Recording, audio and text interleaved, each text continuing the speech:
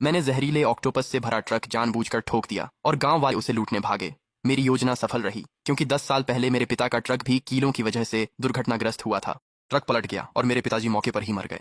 Truck में सवार गायों को पास के गांव वालों ने झट से उठा लिया था। ये कोई दुर्घटना नहीं थी। उन गांव वालों ने जानबूझकर कीलें बिछाई थीं ताकि ट्रक पलट जाए और वे उस पर लदी सारी चीजें चुरा सकें। मेरी माँ उन्हें कोर्ट में घसीटना चाहती थी, लेकिन गांव वाले जिद्दी थे और सहयोग करने से इनकार कर दिया। पुलिस भी उनके खिलाफ कुछ न कर पाई और मामला बंद हो गया। 10 साल पलक झपकते बीत गए। मैंने फिर उसी इलाके और पिताजी के हादसे वाले गांव से सेमी ट्रक चलाया। बस इस बार मेरा ट्रक ऐसा लग रहा था जैसे उसमें ताजा ऑक्टोपस लदा हो, लेकिन असल में उसमें खतरनाक ब्लू रिंग्ड ऑक्टोपस भरे हुए थे। उनका जहर किसी को मिनटों में मार सकता है। मैं टोल स्टेशन पर रुका ही था कि एक बूढ़ा आदमी पीछे से आ गया। मैंने उसे पहचान लिया। 10 साल पहले जब मैं माँ के साथ पिताजी का शव लेने आया था तो उसे भीड़ में देखा था। उसका उपनाम झाओ था। वह ब्लैक रॉक के झाओ कबीले का था। अगर उसने पिताजी को रोककर उस रास्ते पर न भेजा होता तो वे कभी नहीं मरते। वह भी मेरे पिता का एक हत्यारा था। उसने मुझे और मेरे सामान को देखा और खुद को रोक न सका। पूछने लगा कि यह क्या है। मैं मुस्कुराया और बोला, उत्तर में एक गहरे समुद्र के फार्म से ऑक्टोपस है जिसे अगले शहर के एक शानदार होटल में पहुंचाना है। ये सुनकर उसकी मुस्कान और भी चौड़ी हो गई। उसने सड़क के मोड़ की ओर इशारा कर वही बात दोहराई जो उसे याद थी। उसने कहा कि कुछ दिन पहले भूस्खलन हुआ था और आगे की सड़क मरम्मत के लिए बंद है, तो बेहतर होगा कि मैं उसके साथ हाईवे से उतरकर शॉर्टकट ले लूं। फिर उसने अपना परिचय दिया। बताया कि वह ब्लैक रॉक गांव में रहता है और चूंकि वह मेरे रास्ते में ही पड़ता है तो मैं उसे लिफ्ट दे सकता हूं।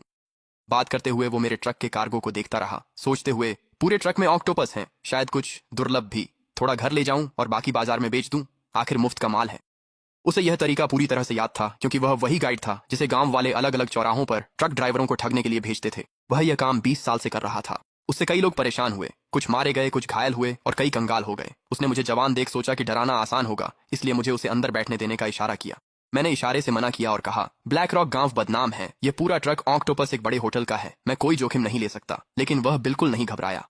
उसने अपनी वही चिकनी चुपड़ी बातें शुरू कर दी जो उसने सालों तक लोगों को ठगते ठगते सीख ली थी और मुझसे कहा कि ये सब बाहर वालों की बुरी बदनामी है। ब्लैक रॉक गांव के लोग तो सीधे साधे और ईमानदार हैं। वे तो मुर्गी मारने की भी हिम्मत नहीं रखते, तो किसी को नुकसान कैसे पहुंचा सकते हैं। ये अफवाहें पास के स्वार्थी ग्रामीणों ने फैलाई हैं जिन्हें डर है कि बड़े ट्रक उनकी सड़कें खराब कर देंगे, इसलिए वे बाहर वालों को डराने के लिए झूठ बोलते हैं। ओल्ड जाओ ने अपना सीना ठोंकते हुए कहा, वैसे भी मैं तो यहीं का रहने वाला हूँ। अगर कोई वाकई में बेवजह भी हो तो भी मुझे थोड़ी इज्जत तो देगा ही। अब अंधेरा हो रहा है, मुझे घर ले चलो। आज रात मैं अपने बड़े मुर्गों में से एक काटूंगा, उसका स्टू बनाऊंगा और तुम्हें अच्छा खाना खिलाऊंगा। उसकी हर बात बिल्कुल पक्की लग रही थी। उसने बड़ी चालाकी से अपनी असली मंशा छुपा ली थी, लेकिन मेरा दिल तो ठंडा पड़ गया था क्योंकि यहाँ आने से पहले मैंने सब कुछ जांच लिया था। सिर्फ इस साल ही 13 ट्रकों के टायर ब्लैक रॉक गांव से गुजरते वक्त पंचर हो चुके थे। चाहे ड्राइवर बचा हो या नहीं, उन ट्रकों का माल हमेशा गायब हो जाता था। सबसे ताजा मामला 2 महीने पहले का था। एक ड्राइवर मछली और झींगा से भरा ट्रक लेकर वहां से गुजरा था। उसके टायर में कीलें चुभ गईं और ट्रक खाई में पलट गया।